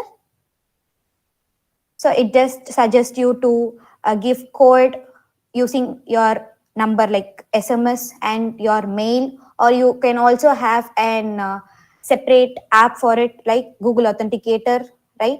Separate, separate device. And also you have backup code, like it will generate 6 to 7 backup code. So if you can't sign in, you can use those backup code and sign in, right? So similarly, like for social media, they have such security purpose. Now for AWS, like cloud provider, even for business and organization person, they need to have a lot of secured version, right? So a multi-factor authenticator is recommended to set those secure login and to secure your AWS account. Okay, so user have access to your account and can probably change configuration and delete, right? So if you want to protect your root accounts or IAM user, like everything comes inside the AWS account, the console page. So when how you can protect them, you can use your password, plus your security device on your own. So how to set the security device on your own? I'll just go to my account, like AWS account. In that, I can just add MFA. I'll be showing the hands-on session. Okay, so I'll be showing all those stuff so you can have a clarity about how to set your multi-factor authentication in your AWS account. Okay, so here the main benefits is that if a password is stolen or hacked, the account is not compromised. Like you have to enter the security device, like security code, and then only you can sign in. So this is what the benefits of multi-factor authentication. Okay, so you can also, yeah, I have just told about the device options. You can also generate with the Google Authenticator, which is used in only phone, and Authy is for multi-device. Okay, so this is how a virtual MFA security device or security code is generated, and you also have this third-party security key, universal second factor. It's a third-party key. Here, it's support for multiple root user and your IAM user. Okay, so using single security key, you can log into your account. Okay, this is how the options like virtual and the third party. Now we also have hardware options, MFA hardware option in AWS. So we'll be having this fob MFA device. It's also a third party, so it's just hardware. Like if you're aware of the laptop password, you can also have a hardware password, right? So similar thing in that you can also set up your multi-factor authentication device in the hardware also. These are the two things that are in the AWS, like hardware fob MFA and the fob MFA, which is provided by the government of US. Okay, these are the two third-party providers which are available in AWS in terms of hardware. So this is how multi-factor authentication works. I think it's also a general topic. You are aware of it, but in the terminology of AWS, just note. Okay, so good to go with MFA.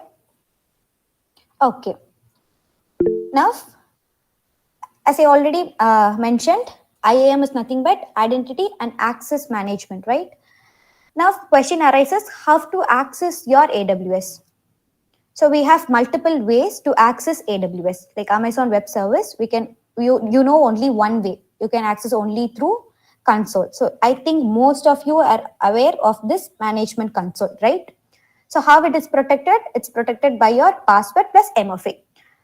So password, nothing but you'll be signing into your root user, right? And you'll be, if you need for your security purpose, you'll create an MFA using the options which were available, right? Google Authenticator or anything. So this is one way to access your AWS. And the second way is AWS command line interface. So you're aware of the terminal, right? You know, like what does command line interface? It's a tool to interact with your device, right? With the commands, you'll be interacting with it. So this is how AWS command line interface. So it's protected by your access key. Access key are nothing but it's kind of username and password, which will be generated only through your management console. So, and the third option is software development kit. So we'll discussing about these briefly in the next slides. So how to access AWS, we have three options. Make note of it. You'll be having management console, command line interface, software development kit. Okay, so management console is protected by your own password and MFA, and rest of two is protected by the access keys. So access keys are generated through only the console. So first and foremost, you have to need console to access command line, to access AWS using CLI or SDK. Okay, and user manage their own access key. You can create your own access keys, like you can set up your own username, you can set up your own password, and you have to keep it secure, right? It's like access keys are like secret. You have to just make sure that only you have these access key ID and the secret access key. Okay, so this is how you can access your AWS. Yeah, this is the example of access key. It's a fake example. You go to your console, you just have create access key. So you click on create. So it generates your access ID and your password, like the secret key also. So if it is in active state, you can use these ID and key, and you can access via CLI or SDK. Okay. So this is how access keys looks like, and access keys are useful to access your AWS with CLI and SDK. I think you are clear in this. What's the difference between access key and MFA? Access key are generated in your AWS, like in your console. Meanwhile, MFA is like the second layer of protection of your console. So that's what I have gave an example. Like in Instagram, we'll be having two-factor authenticator. We'll be providing an extra security layer for our account, right? So that's what MFA in AWS. MFA is nothing but it's the, like, after password you'll be having this MFA. So that your account can't be hacked so soon. So for that protection purpose, you'll be using MFA. But what does the access key mean? Access key is nothing but to access your AWS via CLI and SDK. You will be having these access keys.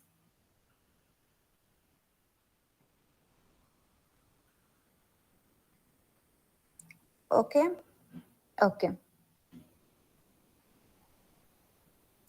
So yeah, as I already mentioned, what is AWS CLI? It's a tool that enables you to interact, like using the commands, you can interact with your AWS. Yeah, I think you all have an knowledge about CLI because you'll be working on your terminal, and in your lab also you'll be working on your terminal, right? You'll just use some such commands to interact with your system or interact with your account. So similar process will also followed in AWS, okay? But we'll be having AWS CLI, okay? Okay. Now SDK. So SDK, like software development kit. It's like a language specific. With the specific language, you can interact with your account, right? So what are the language are supported with the SDKs are JavaScript, Python, PHP, Net, Ruby, Java, Go, Node.js, and C++. So these are the language which are supported by the AWS SDK. Like SDK is nothing but software development kit. So it's a language specific APIs. So with those APIs and with those code which will be embedded, so you can access your AWS with general language also, okay? And we also have mobile SDKs for Android and iOS. So this is for the programming language, and Android and iOS for our mobile SDKs. And we also have IoT, like hardware devices like embedded C and Arduino. So these are the example of IoT devices, okay? So for example, like, yeah, AWS CLI is built on SDK for Python. So these are the example. So I think you are clear with the accessing your AWS. You have three ways. One is management console, and one is CLI, another is SDK, right? So management console, you just create your management console with using your root user and the password. And if you want, you can use MFA, right? And command line interface, you can protect it to, yeah, CLI is nothing but you will just interact with your AWS service using commands. So if you see this example, you'll be having AWS CLI. In that, I can go and create my S3 using commands. If you lose your MFA, it will be having alternate options. Like it will be asking you about your mail ID, or it will be while creating your console, you'll be giving your phone number, right? So it also send SMS via your phone number. So it has alternate options also. If you forget, or if MIF device security key is not working, okay? So I have faced a lot of problem with MFA. So First thing, I'll be getting email verification. If MFA is not working, sign in to other option is like I'll be it will be sending a Gmail code, like what root user mail ID you have given. You'll be generating your some code, and then it will be asking for phone verification. Again, in the phone verification, you have to enter the code which is sent by your Gmail. So that's how you sign in without MFA. Like if you lose your MFA, you can sign in, and you also have alternate option. Yeah, so somebody asked about CLI. So it's a clear. Okay. SDK part is clear. Okay, so you just make note of it, right? How to access your AWS, just make note of it, okay? 3 ways, make note of it, and also make note of these access keys. Okay. Now coming to the IAM roles. As someone asked, what is the difference between IAM user and IAM roles? IAM user are like, just a minute.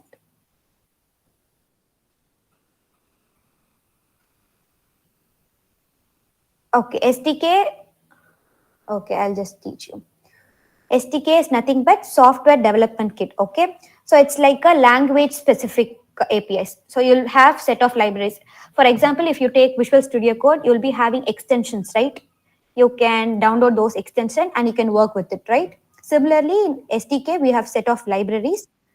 So you can programmatically, you can contact or interact with your AWS. Like if I choose Java as my SDK tool, with the Java language, I can interact with my AWS, like with my application or with your account. So similarly, it also support mobile SDK. It will be having Android and iOS, right? So it will be supporting your mobile SDK also. And for IoT purpose, it has embedded C and Arduino. So for computer science students or IT like coding students, I think you are aware of all the programming language, right? So SDK supports only few programming language. With the help of this, you can programmatically use your AWS services. Is it clear? Okay. Yeah, now coming to IAM roles. And what is IAM user? So IAM user, as you saw this picture, Alice, Bob, Charles. So these people are called IAM user. IAM roles are nothing but you'll be assigning the access to the services, not for user, not for groups and all. Uh, you'll be providing permission to your service. Yeah. IAM policies and IAM permission are all access that you will be giving to your user or groups, right? Here, IAM role is for only service. So EC2, we have lots of service, right? You will be giving the roles or like permissions to your services. That's what you have to keep in mind. The difference between the user or, yes, Jashwant? You have any doubt? You have any doubt? Is it clear? Okay. Yeah. So IAM roles is for only service. You will just assign your permissions to your services, okay? Not for your user or your groups. So common role, what are the common role? Like for EC2, you'll be having the instant role, and for Lambda function, you'll be having separate roles. So for each and every service, you'll be having such roles so that you'll assign to your service, and via that IAM role permission, you can access your AWS, okay? This is how IAM role looks like. I can also show you demo, okay? Now, let me go into the IAM security tools. We have separate section for IAM security tools. Like how we'll have security purpose, we'll be having MFA for our console. For IAM, we'll be having these two security tools for account level and for user level, okay? So IAM credential reports is for my account level. So I can have all the list of account user, like who and all going to access my account. So I'll be having all the report. So that's what it's called IAM credential report. And IAM access advisor is for user level. So user level is nothing but to whom I have set the permissions or granted the permissions. So I'll be having those list. Okay. So with this information, I can revise whom I've been given the policies, I'll be given the permission to grant. So it's just like the summary of what and all permission I have just given to the user or group. So that's what about access advisor. So are you okay with the security tools?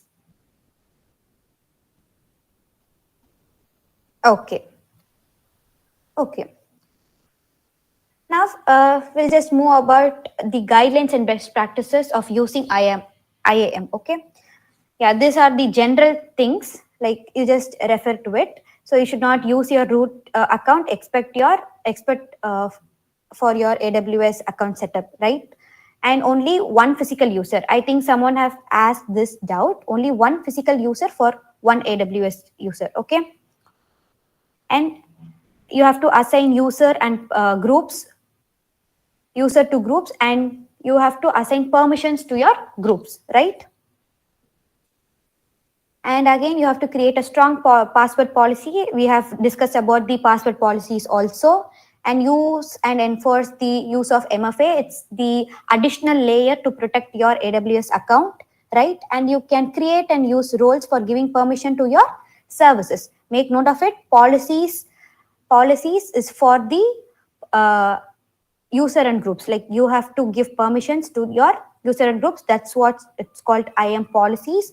IAM roles is giving permission to your services. Okay. Next, by using your access key, you can access programmatically, like via using your CLI or SDK. So CLI or SDK also covered in the previous session, and you can audit permission within your IAM credential report. Like IAM credential report is for your account level, and for your user level, it's nothing but access advisor. Okay. So this is how the best practice and guidelines to use IAM. Okay. So far, any doubt in IAM section? Anyone from the group? Okay. Okay. Okay. Now we'll just look into the shared responsibility model. So this shared responsibility model is major and main role in CLF examination. Okay. Make sure you refer this shared responsibility model for each and every services or each and every slide. Last slide, you'll be having this shared responsibility model. So what is the responsibility of AWS, like cloud and the user, or like you? Okay. So first, AWS have the responsibility of the infrastructure, like the security, network security, everything will be handled by AWS, and the configuration and analysis and the compliance validation, everything will be handled by AWS. What is handled and responsible by you, like the users, is that they have to assign and they have to manage the user group roles and policy, because user or the one who has created the account should give the permissions, right? So that's your responsibility to assign your roles, policies to your user or groups. You have to create a group, separate group, and you have to assign users in it. So everything, like every management and monitoring of these four things is your responsibility, right? And enabling MFA on all accounts. So if you need additional protection for your account, you have to enable MFA, right? And MFA, then you have to rotate all your keys often. Like all your keys is nothing but your access keys. You have to make sure that you create your own access key and you securely keep those access key. And IAM tools to be applied. Like tools are nothing but the security tools for your account level, for your user level. Okay. Then you have to analyze the pattern, like the permission, the report. You have to take report of what and all you user or groups you have assigned permission. So that's what about the IAM shared responsibility model. I think you are clear with it, right? Compliance validation is nothing but the what and all things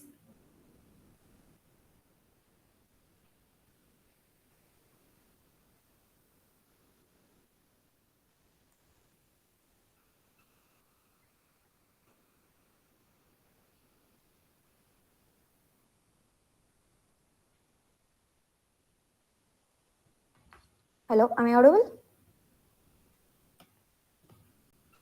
Yeah, so compliance validation is nothing but you are giving the data and everything, right?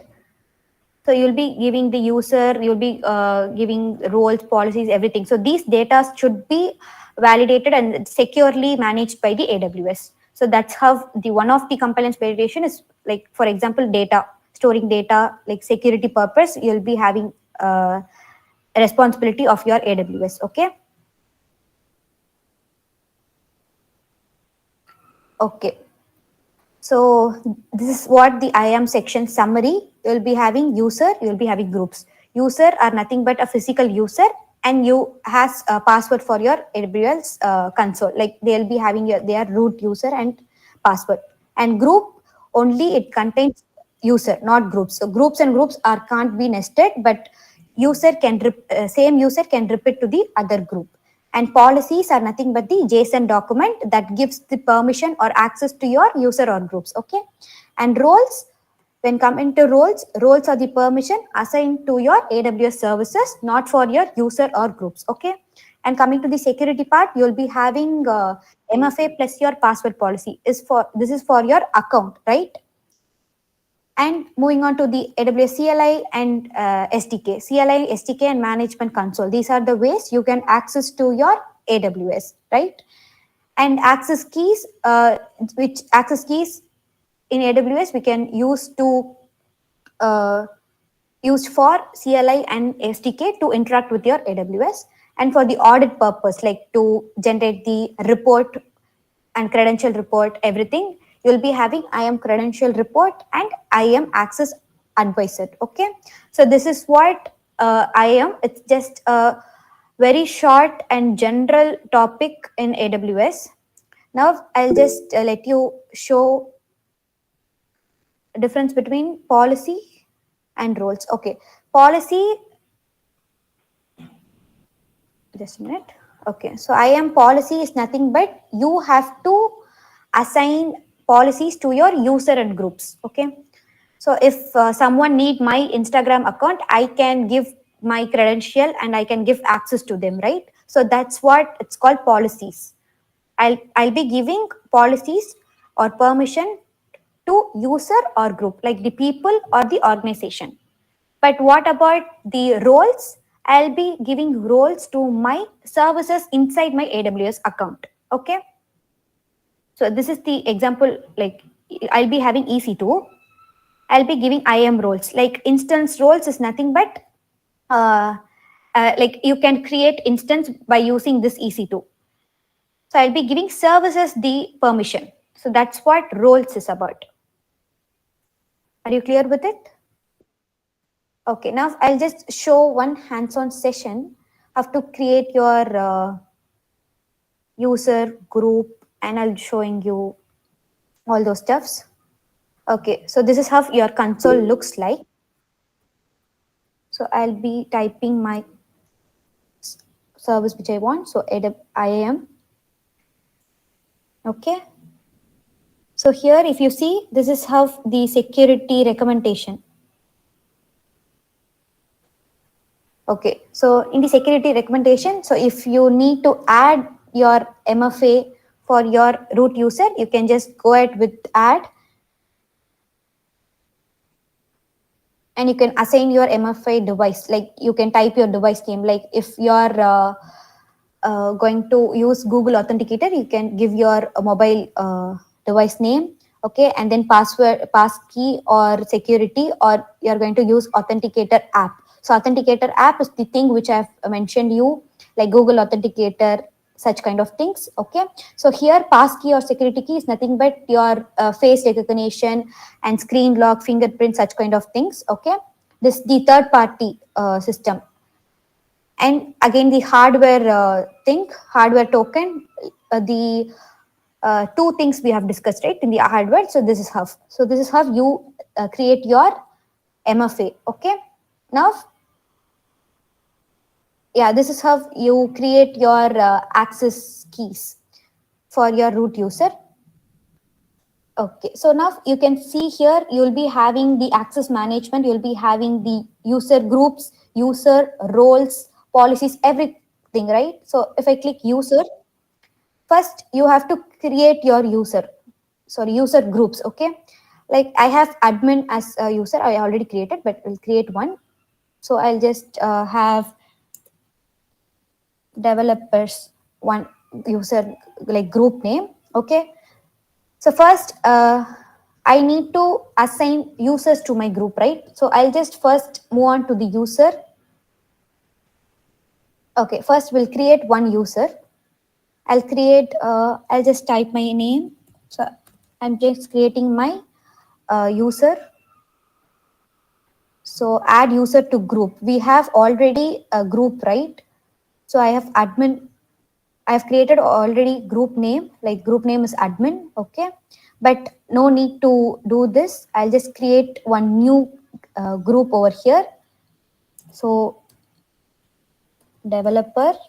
Okay, so now permissions policies. So permission policies, these policies I have to assign to my user and group. So I'll just give the access like administration policy, and I'll just go at only with this administration policy, like provides full access to AWS services. I'll just create my group. Okay, now I'll add user to group. So this permission, I'll be adding my user. So I just typed my name, right? So I'll just add those user to the group. Okay, and next. Now you can review here. I have created an user, a user like in my name, and permission. So I have also created a group called developer, and permission also I have assigned. What permission I have assigned? I have assigned the access permission. Okay, and I'll just create. Okay, now my user, group, and policy is created. So this user can access my AWS account or via IAM. So IAM key ID is available over here. After you create your console, if you click your username, you will be having this account ID. This is your IAM ID.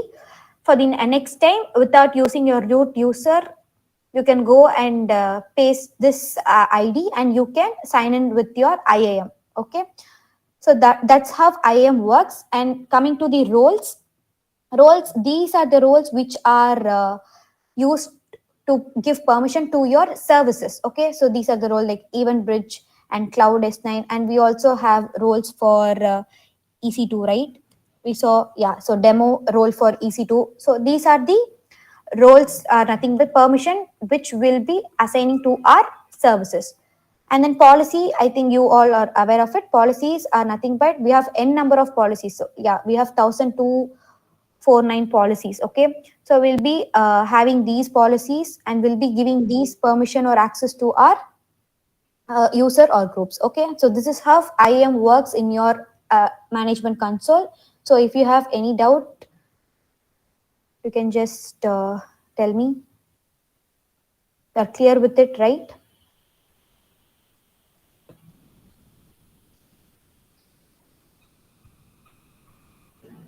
Okay, so I'll just share an quiz thing. Can we go with the quiz? So you just note down this, like once again, this is your task to be completed today evening. Okay, so make sure you complete. You have to create one user and you need to add that user to your group and assign any one policy. So first you have to type IAM in your management console. Go for it. Okay, then here you'll be having user, right? Click on user. In the user, you'll be having create user. Type any name and you just go to the next. Okay, I'll just give any name. Okay, next. So if you have already created group and you are going to create user, you just add user to group. Otherwise, you can create your own group. Okay. So create an own group. Again, you can create a group called, like we can say, the audit team. Okay. And then you can assign any permissions and you can create a group. Okay. I'll just assign some permission. I'll create the user group. So this is the task.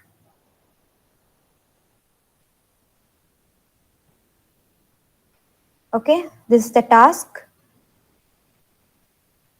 you have to create. Okay, so this is how you can create your user. You can assign your policies. You can assign.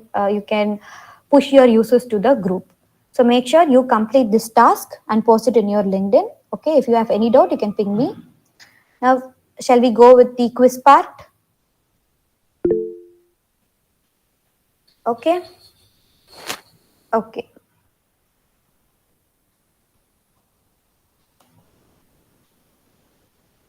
So I can just send this quiz in your chat box so that you take this practice question. Is that okay?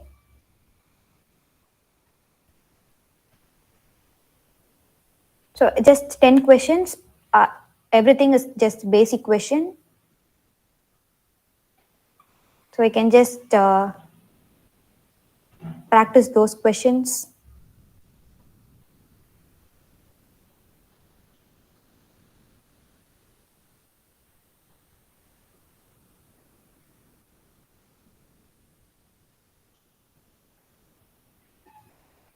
Just 10 questions.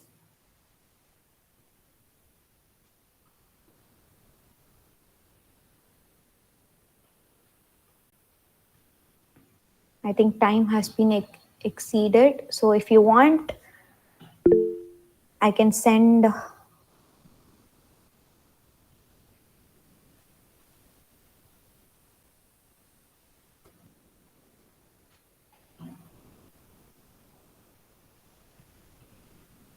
Once you have completed this quiz, you just send me your mark or everything. I'll be sending the answers. Or after you submit, you'll be it'll be showing the answer itself, right?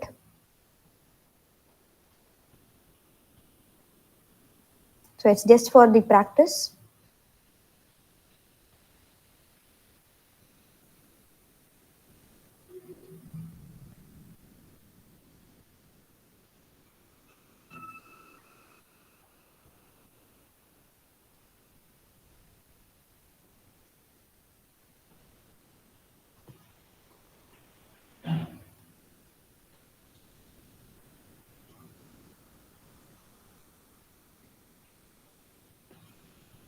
Aarti, are you done?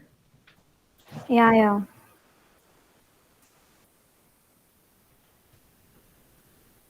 Okay, then I think the time has exceeded so much. So, guys, do you want to like stay and attend the next session, or do you want to like take a break and then carry it on with the evening?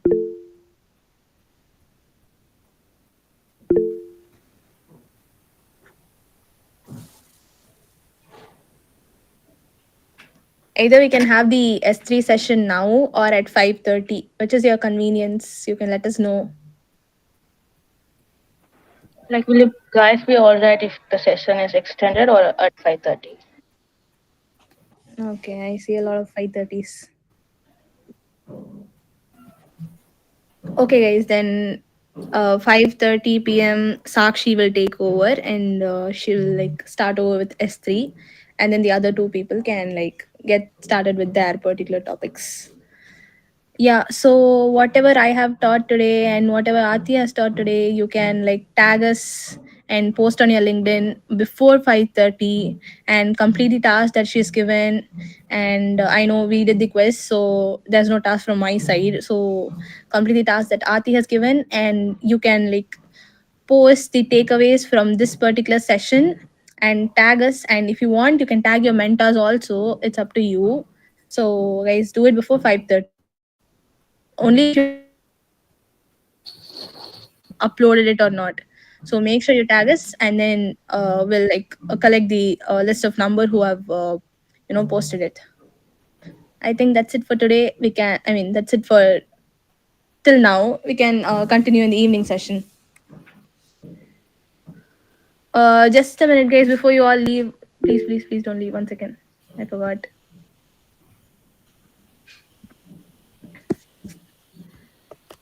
Yeah, here's this attendance form. Complete it within 2 to 3 minutes. I'll have to close it. So please complete it as soon as possible. And then you can leave. If you've completed, you can leave.